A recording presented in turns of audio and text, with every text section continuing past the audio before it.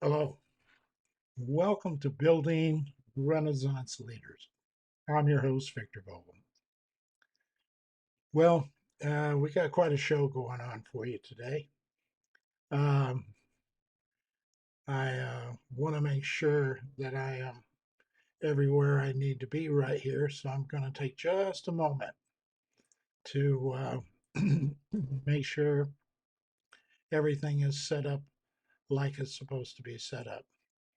And so, in doing that, I am going to Instagram Live and I am going to um, YouTube Live and it looks like LinkedIn Live. So uh, let's try to do this a little bit earlier, but it appears for some reason my mic didn't come on. I wasn't checking it, I was into doing the content.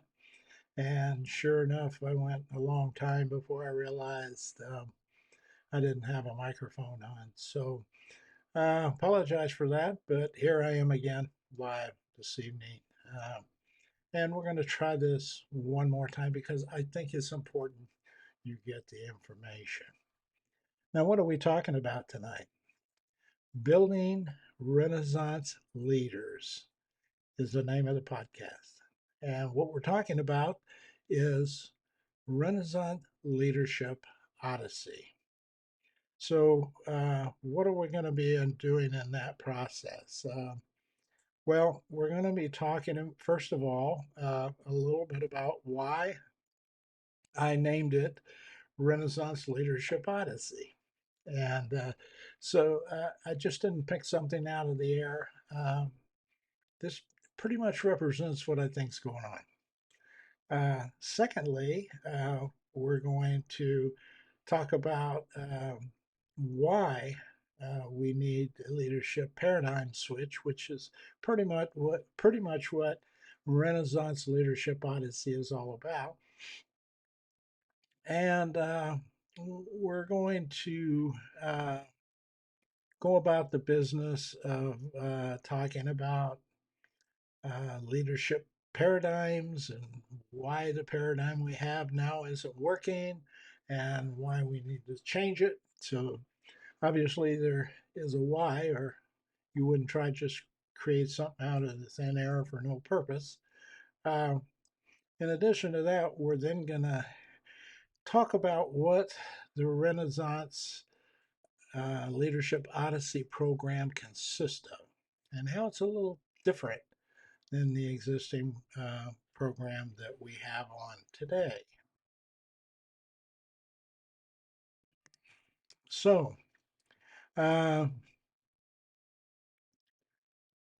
here's yeah, well, and I guess we ought to cover also how we're going to how we're going to go about doing that. It's a more like an outline of an operations plan, and then how we're going to lay that out. We'll cover a lot of things in the process. So that's where we're heading this evening. Uh, I think during that period of time, we're going to find out a whole lot of information about leadership that's going on today. I think anybody who's looking around at leadership today probably understands it's in trouble. And I'm hoping, I'm just really hoping that we can grasp a hold of this and begin to make some changes that will end up helping us in the long run. So, in this podcast, this is all these podcasts. Let me take a minute here and sort of explain all of these podcasts are really focused on putting material in front of you that is about leadership and the type of leadership we're going to need in the future. Not what we have now, but what we're going to need for the next decade or two to really grasp a hold and control and guide things like AI technology and other issues like that that are going on out there today.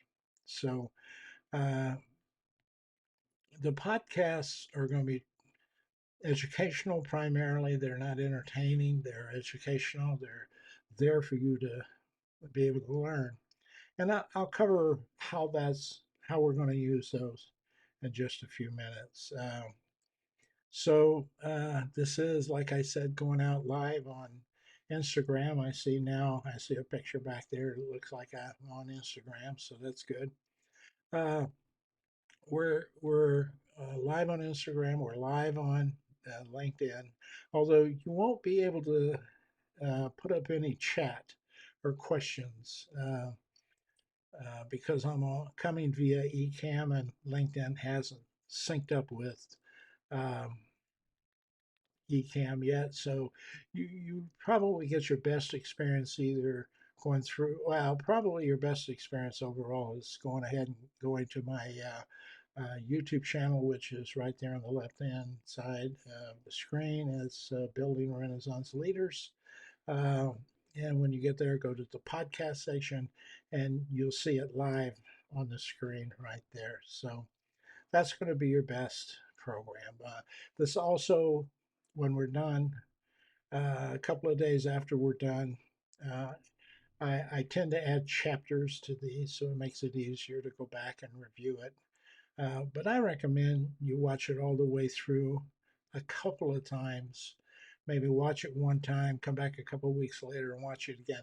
You're going to pick up some information or some ideas out of it that you didn't pick up the first time. It happens every time when I tell people to do this, they do it. They always come back and say, yeah, I did pick up something that I could use out there. So that's what it's aimed to do. It's aimed to help you.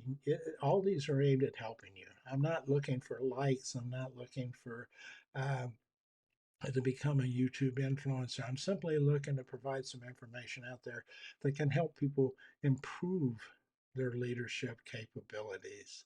Um, we're doing the chats or the questions, if anybody happens to come up, I don't know that they will now, but if you come up on chat, and I'd like you to just chat with questions. If you have a comment, that's fine. You can put in there. If I think there's something we can use, I might mention it. But I'm not watching the chats. I'm focusing on the content that we're doing. Uh, if also standard protocol applies, don't know nothing out of discolored or threatening or violence oriented or vulgar or any of those kinds of things. Please stay away from that. Simply questions or comments that would be helpful to the subject and not off the subject. We're not looking for, especially this time of the year, no, nothing to do with politics in these comments. Just, they'll just kind of disappear quickly. You have to excuse me, I have a little bit of allergies. They're high here in Oklahoma. I'm broadcasting out of Yukon, Oklahoma, about 15 miles west of Oklahoma City on I-40. So the crossroads of America. Uh, so that's pretty much it. I would say this. I'm going to talk uh, a little bit about the subscription program that I'm doing right now. It's under Buy Me a Coffee. You can take your phone and put up there, put it on photo and just hold it up there, and it'll give you the website to go to. The membership program is designed to put some additional stuff I'm doing um, into an area that you can get to it. If you think about these monthly podcasts, they're going to be uh,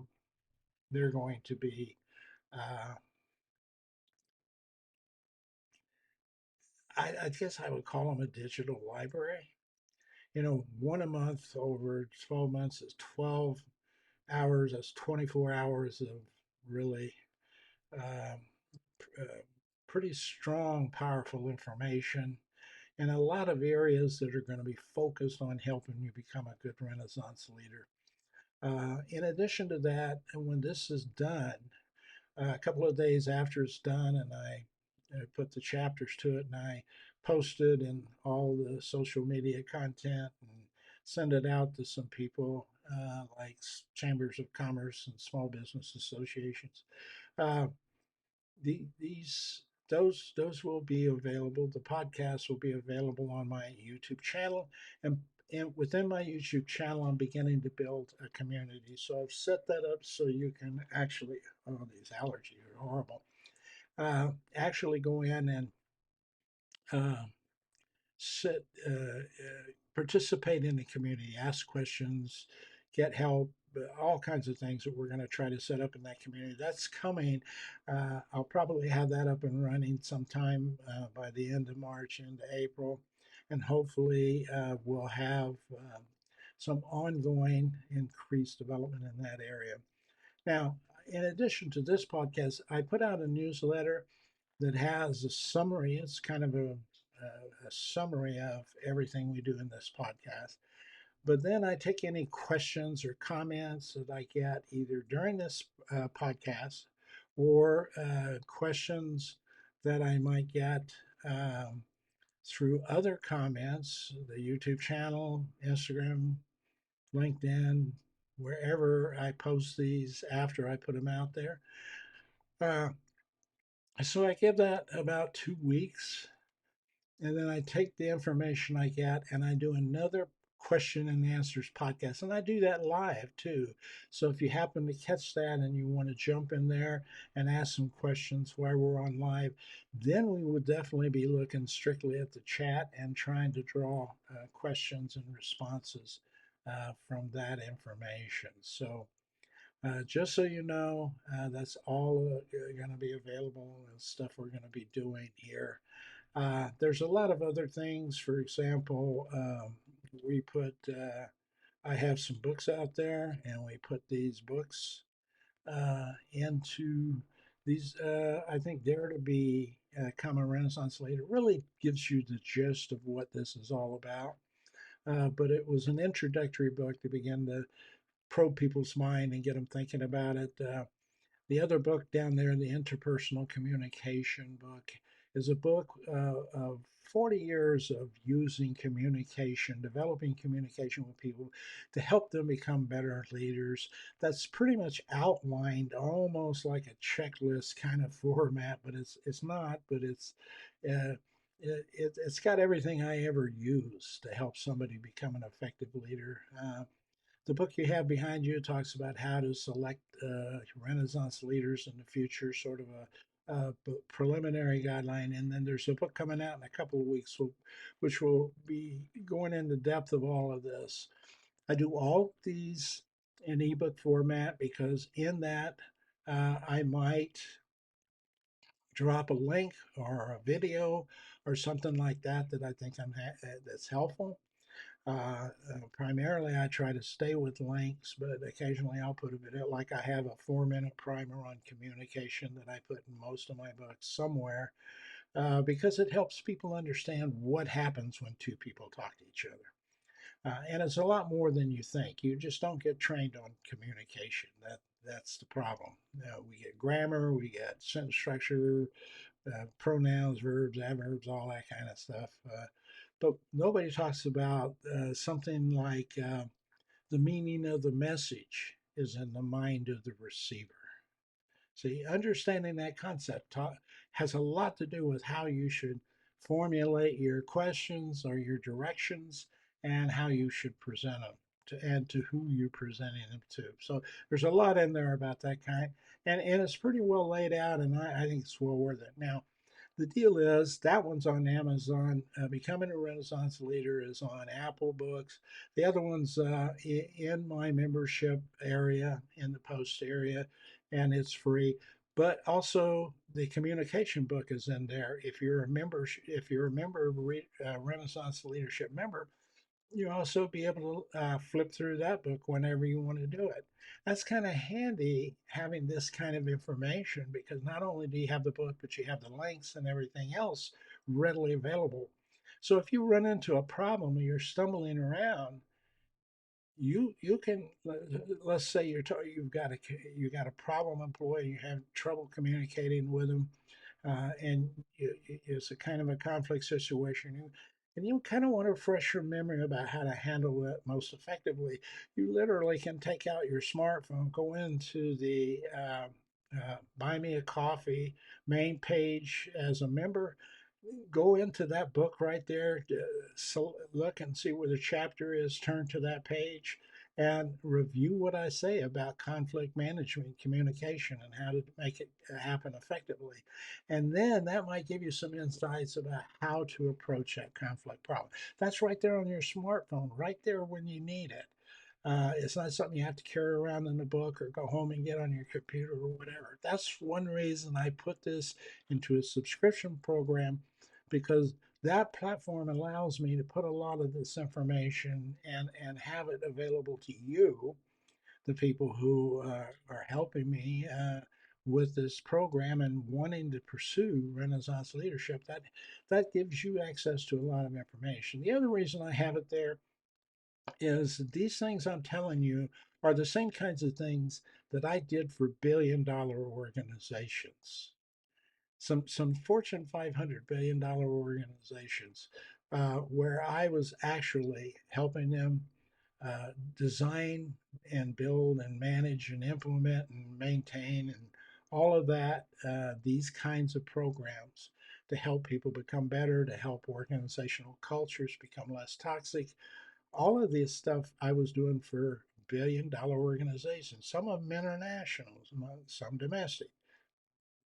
And the thing about these kinds of programs, these are programs that you're talking 25, 50,000, hundreds of thousands, up into the millions of dollars to implement in those corporations. So I was one of those guys that did that kind of stuff. I was in there as a consultant, and my fee structure was extremely, well, not extremely, but fairly high. It was competitive for the market, but that's pretty high. It's like lawyers' fees if you want to compare them. So you figure if you're in there 8 hours a day, 40 hours a week, times that rate, times you're getting into tens of thousands of dollars a week to get things done. Now, corporations feel like this was worth it, and we'll talk about that in just a minute when we talk about why we need to change the leadership paradigm. I've got some data on that for you. And so that kind of quality, that kind of level of leadership development just isn't available to small business. Small business probably doesn't have the money to have a consultant come in and work like that in an organization, but they need access to the material. So what I'm trying to do is put the material together in a way that if you read it, it was like I was there explaining it to you. And you can, it's in practical terms. There's some examples and things like that, and it that allow you to take the information and actually go use it right there on the spot. So I kind of am structuring everything that I'm doing in this Renaissance Leadership Odyssey that way. Now, Renaissance happened in the 12th century in Europe. It came after a very, very, what they call the Dark Ages, a very dark period where a lot of brutality and strict, stringent, stochastic culture, mostly theocracy based around religion, and people were trying to break out of that. When this time came, they broke out of it with, looking at new things that to them it was science and literature and art and music and a whole different concepts, philosophy, and a lot of things like that that people were feeling like they could express openly, talk about, challenge the status quo, see how things are different using science and evidence-based information. Um, and that was creating a lot of excitement, a lot of creativity, a lot of innovation. It's also creating a lot of resistance, a lot of problems with it. So uh, the Renaissance was that kind of a time period.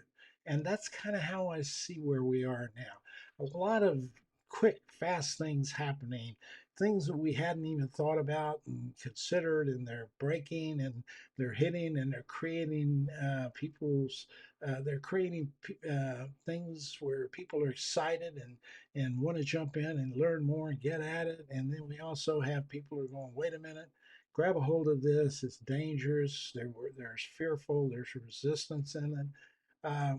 And how you cope with all of that, how you take all this newness and innovation and try to fit it into a world where you're trying not to lose control is a difficult leadership task.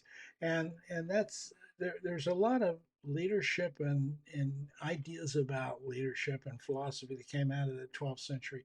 And I think there's going to be a lot like the Renaissance Leadership Odyssey that comes with that. So that's why I chose the word Renaissance. Uh, in terms of Odyssey, Odyssey is really defined as a journey. It's an eventful journey, full of excitement and wonders, etc.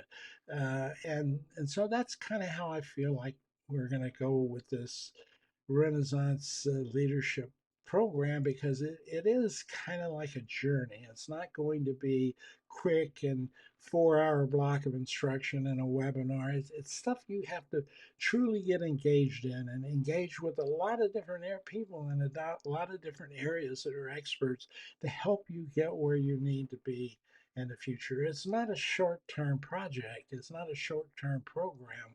It's going to take you some time under your belt to get this quality of leadership, sort of an elite leadership arena under your belt, and to to feel like you have it in an area where you can use it.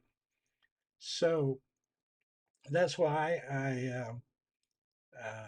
chose Renaissance and why I chose Odyssey. It's going to be a journey. It's going to be a trip, a cool trip. And yeah, the Renaissance is the newness and the vitality and the challenges and all of the things you're going to have to deal with that they were dealing with. And same kind of stuff in the 12th century, the newness of it, and how you have to adapt to that and change. It was different in the 12th century than it was in the Dark Ages. It's going to be different now compared to where we were back in the 80s and 90s and early 2000s. So that's kind of the rationale of where we're going with this. So what I would like to do is jump into the why, so to speak. Why is it I would be pushing a paradigm change? What is it that you um, need to know or understand about leadership from that standpoint? And so I want to first maybe come at it from a data database perspective. And so there are a lot of companies out there that do research, and there's some companies that are consulting companies. There's Bain, and there's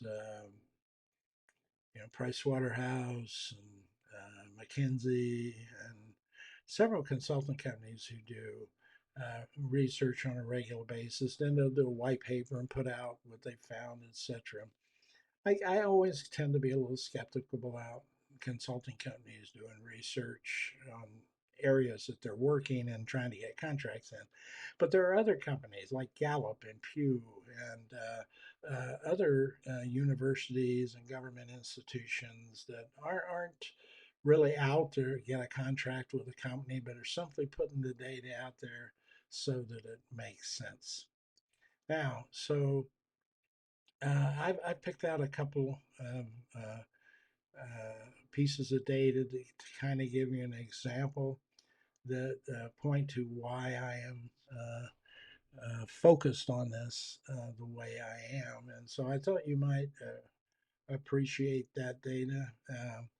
First of all, there's this leadership cost. Uh, Back in the 80s, mid 80s, early 90s, and then on, we were really kind of outsourcing leadership development and leadership selection for that matter. And that was creating search firms, it was creating uh, like the consulting firms were now getting into providing leadership development as a product that, like a program that you go to, um, and then they had certain consulting models that they would try to sell relative their particular model in helping leaders become more effective. A lot of companies developing all kinds of assessment tools to help you do that as a company, all managed and contracted from the outside. And the dilemma with that is it turned into an industry. And it turned into, so when we monetized it, we kind of lost control of it, to be honest with you. And so what you see here is how much we tend to spend on the training industry every year from, and I think they went back as far as 2010. Now you are not looking at something here that's year by year by year. There's 5 years in between one, there's 3 years, and then there's 1 year. But it can give you an idea of the trend. So in 2010, we were spending a little less than maybe $275 billion. Those numbers on the left are $1 billion on training. And a lot of that was centered around leadership training. That seemed to be the hot topic or hot button. Some of it was into systems, some of it was into process, those kinds of things. The Six Sigmas and things like that were coming out also. Uh, so what you see here isn't all just leadership, but it's a pretty good indicator. You could probably pull out leadership and see it having the same trend, is what I'm trying to say. So when you look at it in 2015, we were over 300 and probably 25 billion. Then we went up to 335 or 40 billion. And then the next month we went up, say, maybe another $10 billion. I mean, the next year we probably went up another $10 billion. So we're literally increasing the spending on training in the billions of dollars accumulatively over the years. So it kept building, it kept growing, it kept happening. But then you have to say, okay, were you getting anything out of this? And that is part of the other part of this research. This is the performance due to leadership training. So for those people who took leadership training, and that's not every leader in every company, but for those who did, that these billions of dollars were spent on, leadership behaviors change. Probably, let's say it changed for the positive. Um, it doesn't say that here, but you can probably make that as an assumption. It would be pretty accurate. Um, up almost 30% of the people who went through training, their behaviors change.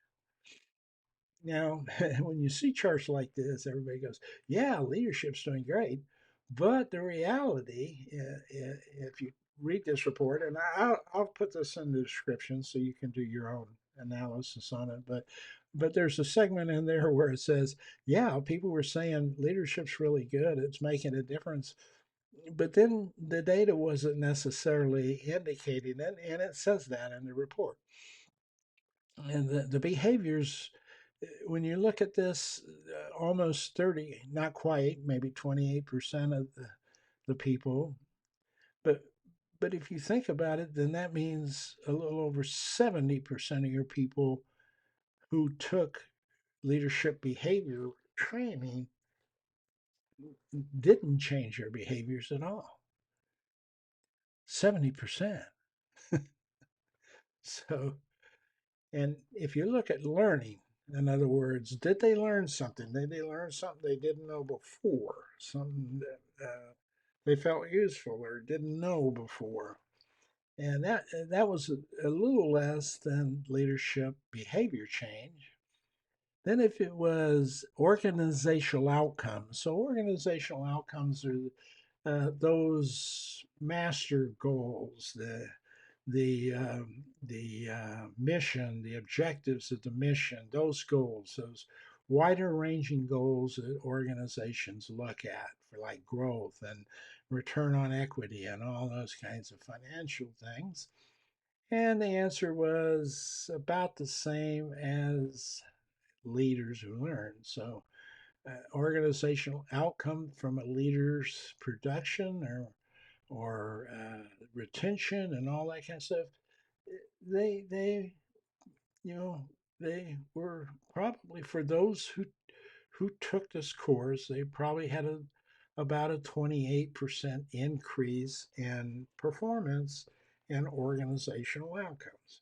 But again, that means around 70% of people who took it didn't for the most part. And if you look at overall job performance from leaders, then it goes down, it begins to go down quite a bit. Down, now we're down just slightly below 20% of the people who took this program had an over job performance increase. Their performance was rated well.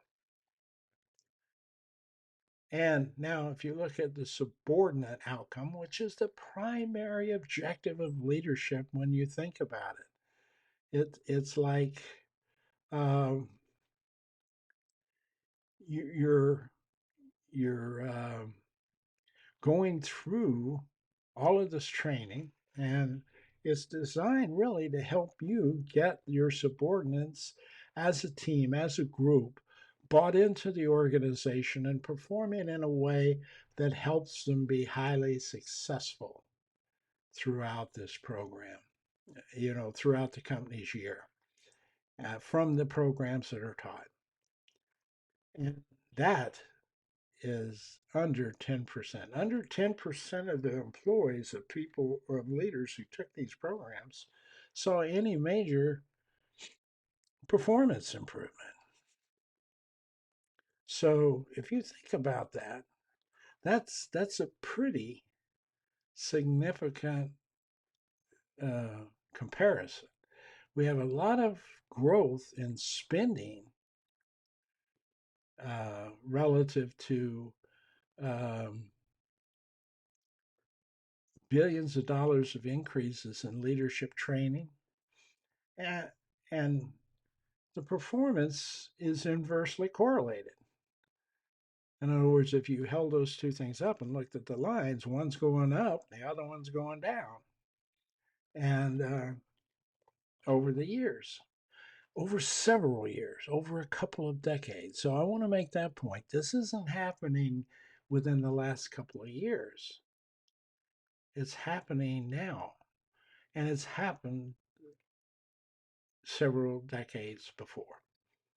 So you begin to ask, what's going on here? Why did that happen? I mean, I retired 18 years ago. Again, I'm sorry about the allergies, but I'll try to get through this best I can. But I retired about 15 years ago, maybe 18 now. And so I was just thinking, I, I, I would like to find out what's going on, after 15 or 18 years and all this innovation, everything's going on. Obviously, things ought to be great.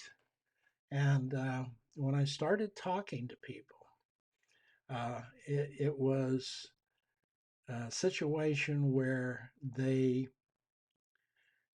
were telling me during just casual conversations, like over 5 or 6 or 7 years, I talked to a lot of people in coffee shops.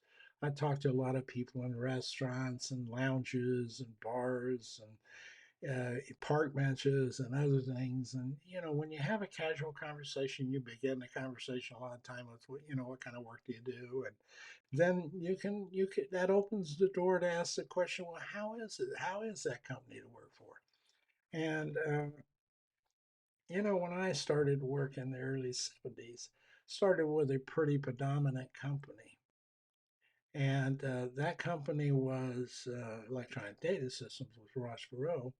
And during that period, that was a prime company to work for. Everybody wanted to work for Ross and EDS. And you felt good about working for it. You felt like you were a family, and you felt, there was an air of a positive reputation associated with you belonging to that company. So you told people you worked for them, and you were excited, and you enjoyed working for them. And so that's something we've lost over the decades. That's something we've lost, and we're nowhere close to that now. And this data I'm going to show you now, let me see if I can. Let's start out kind of taking a look at how we stand relative to the rest of the world. The darker green represents a higher engagement level. So you can see relative to the rest of the world, some of these places in Europe are down around 8% engagement. We're up close to maybe 36%. When we look at that, let's see if we can go down and take a look at our engagement level here. When you look at employee engagement trend here in this country, you can see that basically we are 30% or so below.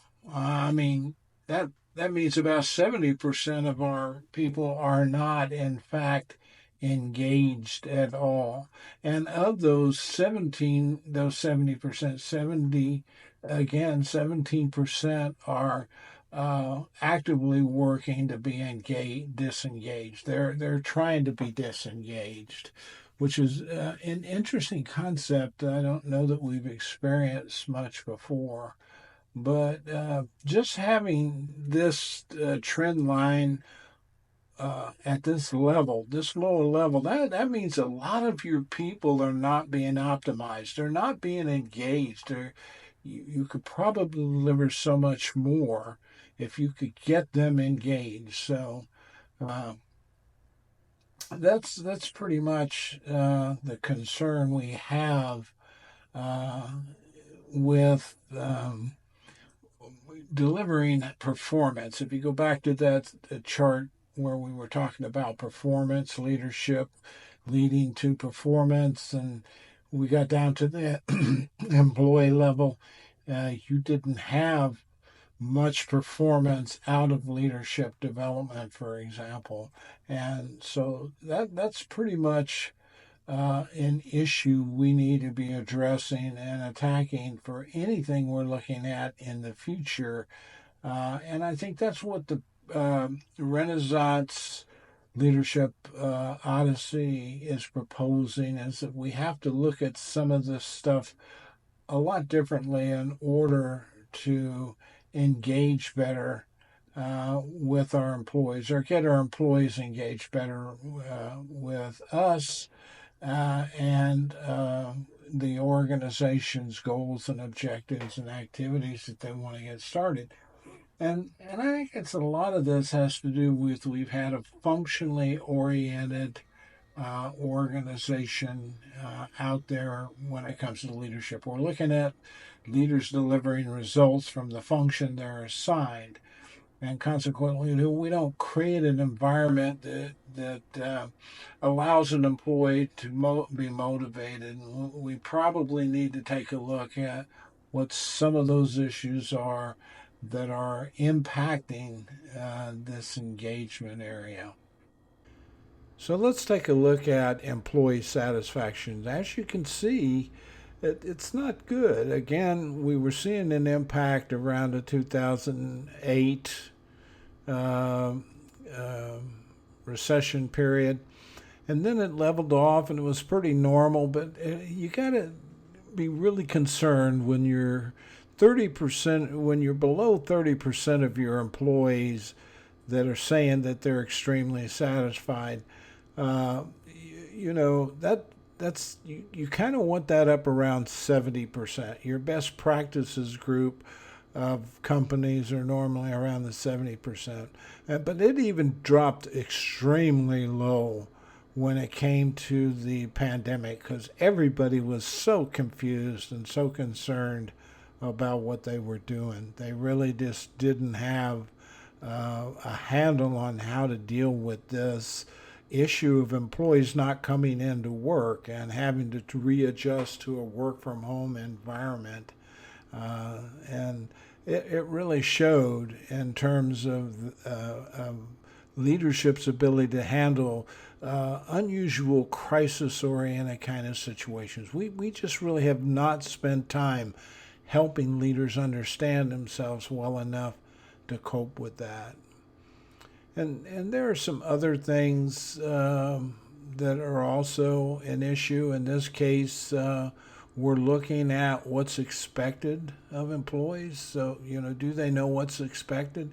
Well, it was pretty high actually, around 60% early on in about 2007, then started going down again with the recession. Then it went back up for a while, and then, of course, it took another deep bend. So, all of these trends, the engagement, the satisfaction level, and things like knowing what you're expected to do are trending along the same lines. And this one's a little higher, but really dipped down pretty low, but came back up.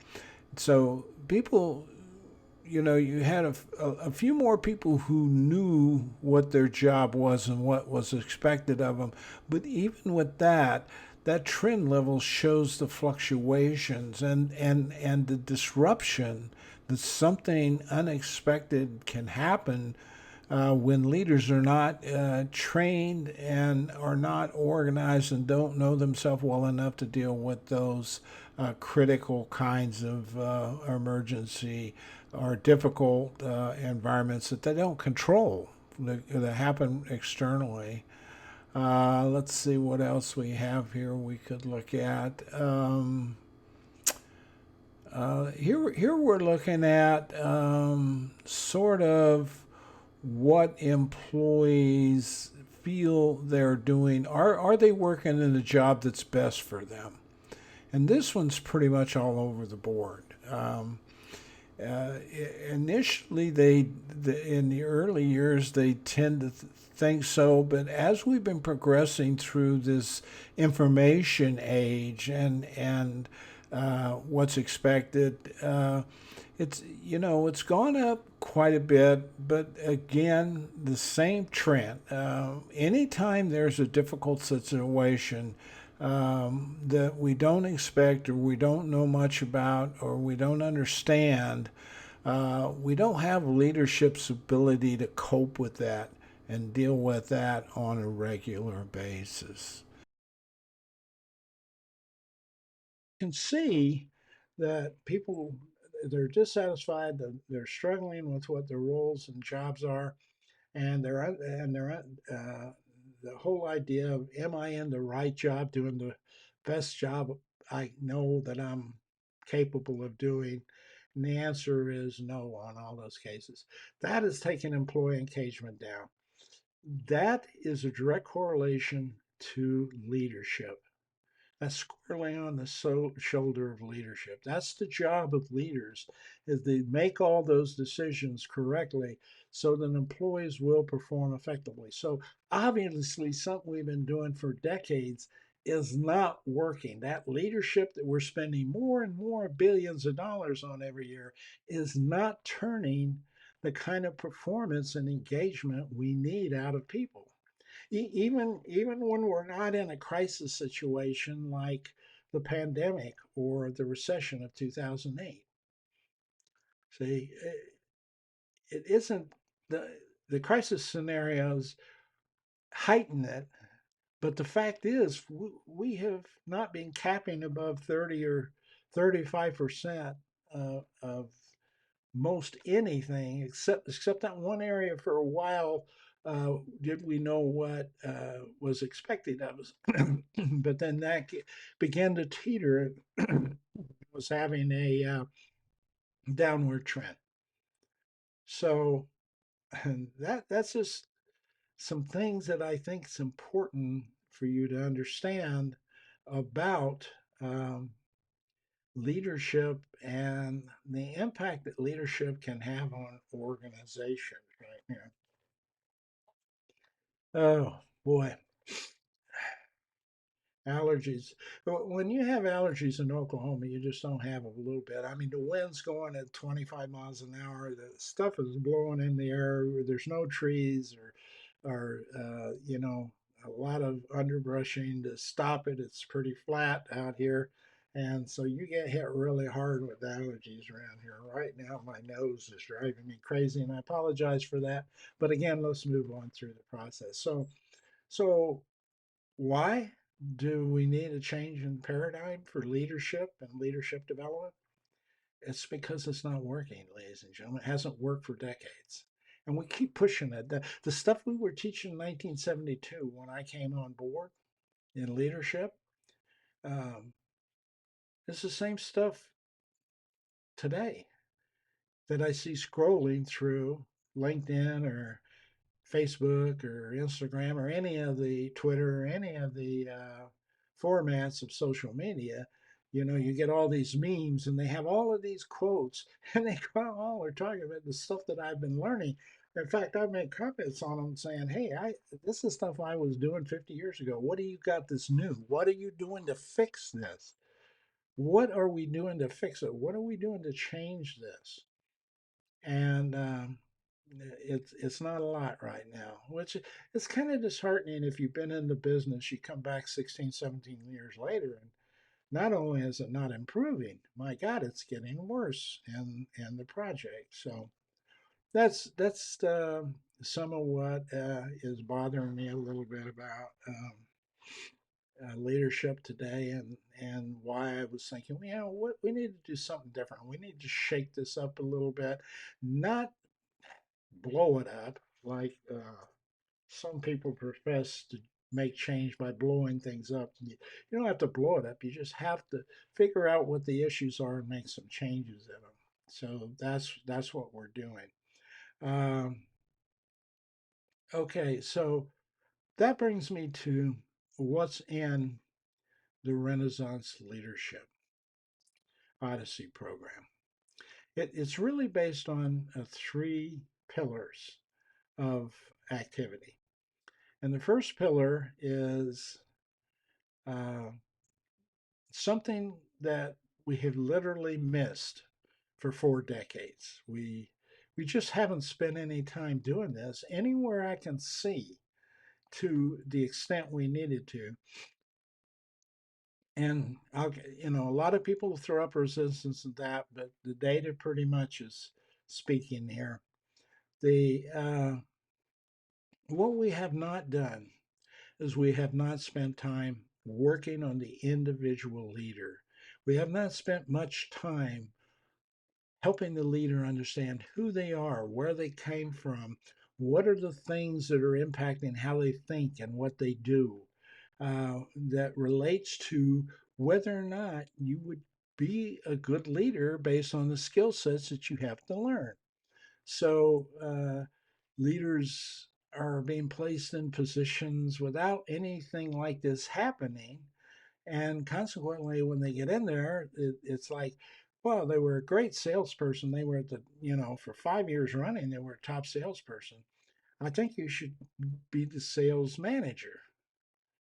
And that person, goes into that role thinking, wow, this is promotion and more money. But they don't think about, hey, I'm not going to be selling anymore. I'm going to be telling people how to sell or helping people to sell. And that may sound kind of fun and exciting and helpful in the beginning. But once you get in there and you don't have the tools or you don't have the personality for it, then you start failing, and the sales are dropping because you're not out there driving the top sales figures. And these other people were being carried by you to some extent, but they never got any training or development around those areas that you thought were great and you used, but they just never picked up on. And it was your job now to get them there, and you don't quite know how to do that. And you don't know how to gain their trust because you were one of them and now you're their boss. So, and to some, most of the time when this happens, there's a little bit of resentment in the process. So, taking the time to find out who kind of fits the leadership profile that you set up for your corporation, and then taking the time to assess those people psychologically, not not for selection purposes, but to see if that is something they can handle and they would like to do and are fit to do. And this gives them the time to work through a development program. You're not selecting them. This is stuff they could use if they never took the program, if they never stepped into leadership. But it will give them pause to think whether leader is the thing I really want to do, or if I really want to go back and just bang it out in sales. And maybe you could just make me a training manager in sales and not the sales manager. You can make me a training specialist, or raise my salary, put me in charge of training, and I would work for the training manager. I just wouldn't be the training manager. And sometimes when you take the time to develop people like this, you begin to find out, hey, they really don't want that kind of a position or role. And there are a lot of people out there like that. They don't fit that mold. And what you do is you eliminate them. And so you have solved the problem of putting them in the position, which I often, hold on one second, putting them in the position uh, like I've often seen companies do in the past. And what you have is the problem where organizations uh, they have to deal with a poor performer.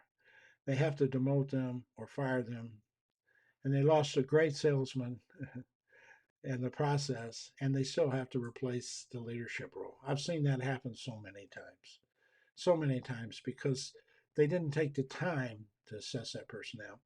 So I had people work for me in leadership roles for, I don't know, in the neighborhood of anywhere from 2 to 10 or 15 years. And these people were always developing under me. It was an ongoing process. Does this work? How does this work? Does this fit? They would learn something. They would decide, that's not the way I kind of how I want to handle it. Okay, tell me how you want it. And we would go through all of these processes time and time again, day in and day out. They had their freedom to kind of pick and choose and make their decision, but they also had the opportunity before they executed it to run it by me or someone or themselves between themselves and find out what others thought about that decision process. Something that doesn't often happen inside a hierarchically structured organization, particularly if you were talking to between an HR director and a director of finance. How often do they get together and talk about leadership? Not, they don't have to, you don't have to try to tell the finance director how to run finance or vice versa. But leadership is something that crosses across those barriers. It's a bond that has all leaders in that whole company united into trying to get one thing done right, leadership. We should tell you, by the way, When you start defining the role of leadership, what, you have them functionally broken down based on span of control, those kinds of things, and categories like departments, uh, you know, finance, HR, etc. But uh, so getting that work done is one aspect. Getting employees to achieve all of that is one aspect, and measuring them on that is certainly acceptable because that's the responsibility you put them into. But uh, when you think about it, leadership is separate and alone from that. And I would profess to you that the CEO of that company and the informal group leader down here, both having influence over employees and getting them to do things because they want to help you do those, they're using the same concept. They are leaders. So supervisors, managers, things like that are not necessarily uh, the good measurements to define the leadership role. So hierarchically structuring a level and saying, well, a director has got one leadership responsibility. Yeah, in terms of span of control and those kinds of things, yes. In terms of leadership, no. Leadership is consistently the same between everybody. If you've got to get employees engaged, motivated, desirous to help you achieve all of those spans of control thing you're accountable for, that's leadership. That's the same there as it is as a CEO at the top of the organization. There may be some different thought processes associated with that, but it's the same principles. So we don't think that way. Right now, we're holding them accountable for not leadership, but just getting results. In fact, if you had a fairly toxic, if it was an uncomfortable, not totally toxic like sexual harassment or something like that, but an uncomfortable working environment, and you were delivering tremendous results, would you get fired faster than if you had a great culture but you were missing your mark in results? Which one would you get fired at first? And I'm putting it to you in the hierarchical structure, the way we're thinking now, you would fire that person who's missing the results, but they're building your culture real well. And the dilemma with that is that's how you make the decision about leadership, which isn't leadership. It's a decision about delivering tasks. If somebody could build a culture and get that kind of thing working, maybe it's not the employees and the leaders are getting in the way of that being achieving those goals and objectives. And I often found that when I dug into the situations like this, because you would find in that scenario when you were talking with the employees and the leader, and they were all feeling good and saying, here's what's going on. They're putting a set of expectations on us that are unrealistic. So these are the dynamics that if a leader understands themselves, if they go through the psychological the psychological growth. I won't say assessment or evaluation because that's part of it, but that's not the purpose of it. The purpose of for you to get to see who you are, how you tend to think, what are the things that are getting in your way that keep you from having creative and innovative ideas that are holding you back and restricting you, and how to overcome those, because we now know through neuroscience, behavioral and cognitive behavior psychology and performance psychology and sociological psychology and sociology, we know that you can, in fact, make that happen. You can change that. Once you do that, what that allows you to do is to assimilate the information of all of the other skills you need to know. Assimilate it means take it in, be able to take in the masses of information.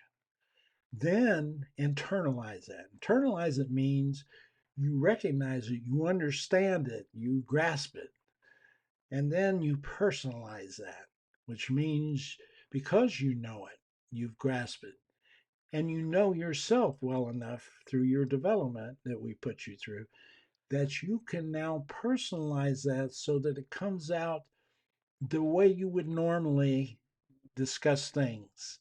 So you've enhanced your capability, you've enhanced your ability to get people to buy in and believe you because now you come across sincere and you start to build trust within your employees. They're then going to use that. When they see that happening, they empower people. That's what happens when they see that. They empower the leader to lead them because that's what they want. They want leadership. They don't want to do that. They don't want to have to make those decisions.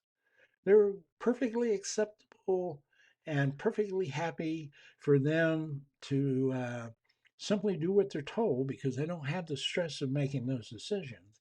And it meets their security and survival needs and even self achievement needs and the things that make you grow and learn. You can do all of that as an employee too. You don't have to do it as a leader. And so then they get this information. And so, what makes that work? The format that makes that work is the leader understanding who they are through psychological processing and development, and then using interpersonal communication to enhance the capability to interact effectively, and then taking that and turning it into the interpersonal aspects that you need to be able to understand to help you relate to people so that you are able to cope with all of the varying aspects of diversity and changes and all of the things that go on with a variety of different kinds of people working for you. And that's called emotional intelligence. So those are our three pillars that we're building this program on: psychology, sociology, and interpersonal communication. And for psychology, I'm professing that you ought to use Positive Intelligence by Shirzad Surmi. He's got a program that helps people move right into this stuff. Clear, simple, easy, you know, and there's plenty of people he's certified and trained to help you get there. Some of them have college or psychology degrees, some of them don't, but they're all experienced. Well, most of them are experienced, I would say. The ones I've talked to that I would recommend right now do. Okay. And then you have the same other side of emotional intelligence under Daniel Goleman's process, sort of the father of emotional intelligence, and all his training and programs and people who are doing that for him do the same thing. They give you a real good understanding of that. You put those two things together, you've got a good grip on who you are and how to interface with other people. And then if you can communicate effectively, if you know how to do that effectively, and that's the side that I tend to help people with, then you're able to put a powerhouse together, a really secret weapon, if you will, for leadership that really delves into people. Now, to do that, uh, the operation plan is you can do that as an individual without doing too much other than deciding that's you want to become uh, have some of the characteristics and skill sets of a Renaissance leader. And you commit to that by finding ways to do the positive intelligence, following the process that I'm talking about: positive intelligence, emotional intelligence, interpersonal communication. Get all that training under your belt and do that with people who are coaching and counseling who have actually been leaders in the past. Okay. That over a period of a couple of years, maybe 3 years, excuse me, you're going to turn into a pretty powerful leader, a pretty powerful leader who can handle things like changes in employee workforce activities and beliefs, changes in external factors impacting you in the world like AI, discomfort and conflict situations like we have now in our leadership of division, etc. Okay, but it won't help you with your allergies. That I know for sure. Okay, so that's generally what I've been trying to get over to folks is there is a model for that. Now, if you're a major corporation, you're going to want to take a look at looking at how you create within that hierarchical structure your leadership culture and leadership roles. And to do that, you're going to first want to do these programs yourself. Then you're going to want to bring all of that in house and establish some people who can do that for you throughout the rest of your organization down to the other employees. This is also going to give you an in house succession planning model that is the least expensive and the most productive way to find people to staff your leadership in the organization. I would go as far as to say you should never have to go outside to find a quality leader to replace one that's there. And you should never be concerned about letting a quality leader um, go, a quality leader go to another company because you don't have an open position, because you will have others in there that can cross over in a leadership perspective and possibly have the same skill set. So I would say that's something that you definitely ought to just consider. If you're a small business person, this is about you helping your people who maybe you only have three or four leaders in your organization, maybe a couple of supervisors and a lead waiter, and maybe a night manager. But you and all of them need to process this go through this process yourself and become a Renaissance leader focus. Then you're going to be using things like behavior based assessments instead of performance reviews, which is a whole different dynamic. You're going to be able to assimilate all of that information and understand why it makes more sense than the annual performance review. And you can talk about how to use interpersonal communication to interact and get your people more excited, motivated, etc. So there's a lot involved in this. It's coming out in the book in terms of an operational model. If you're individuals, here's what I would do. If you're a major corporation, here's what I would do. If you're a small business, here's what I would do. And that's about pretty much all I can take tonight with these allergies knocking me out. I apologize for that a whole lot. But I will tell you this, all of this is going to be under uh, the vast majority of this information is going to be inside that subscription membership, Renaissance Leader subscription membership. You're going to have access to it, and you're going to have access to ask questions and things like that that you can get some responses to. And you also uh, are going to have access to the books. And you think about the amount of information that's coming along, it's going to be a large digital library, and it's going to be right on your smartphone when you need it, so you can go look up situations. And I'm going to talk about how in some of these question and answer sessions that I do that go behind or in this subscription program, I'm going to talk about how to do all this. So this is all. So if you have questions and comments, uh, a couple of weeks from now, when I broadcast this and edit it and put it back out, you're gonna have an opportunity to put comments and all those kinds of things. And then a couple weeks later, I'll do the podcast associated with that live again. And it's just going to be a question and answer response scenario.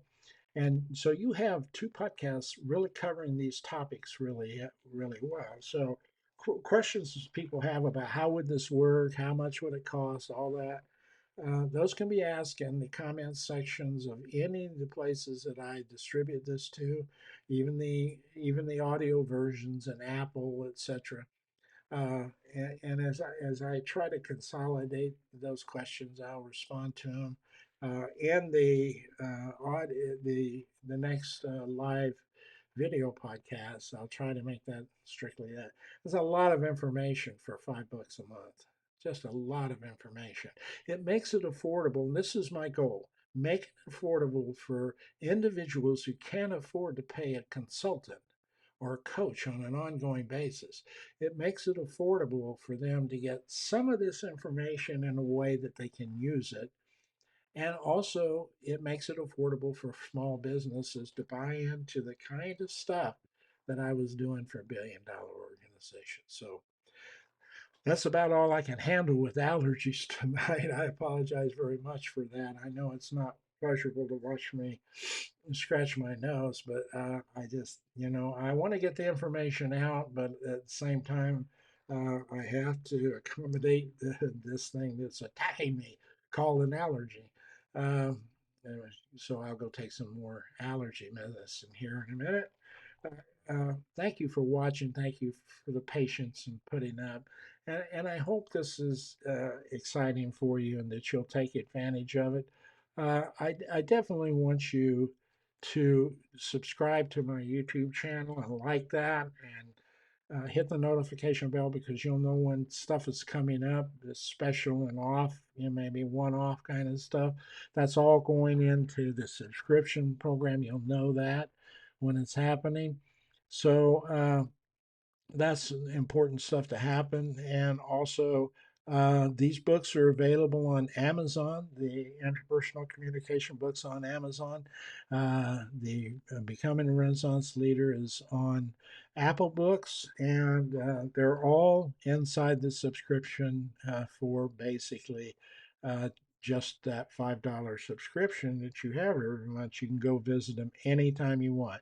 You can't copy them, you can't take them with you, but as long as you're a member, you will have access to them. And if you happen to fall out one month and decide you want to come back in next month, you'll still have access to them. So I'm not trying to hide them from anybody or punish anybody who happens to need to not, pay a month subscription fee or something for some reason.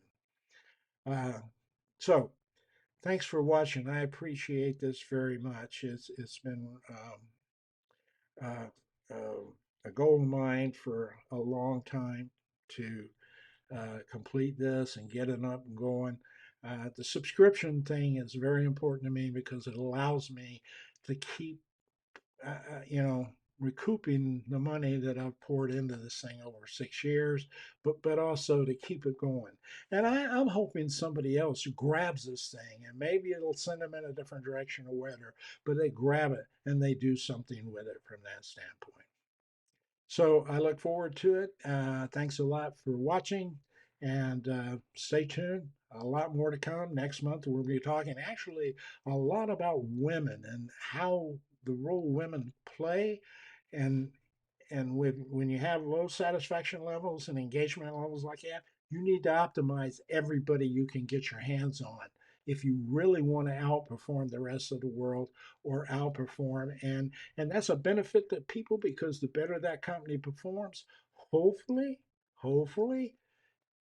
if if it's a Renaissance based company like we're trying to profess, you're going to reap some of the benefits for that. You're going to reap some of the benefits for that. So, uh, thanks for watching. Until next time, I hope you have a good day and good evening. And again, once again, thank you very much for putting up with my uh, health issue here while I'm doing this podcast. Have a great day.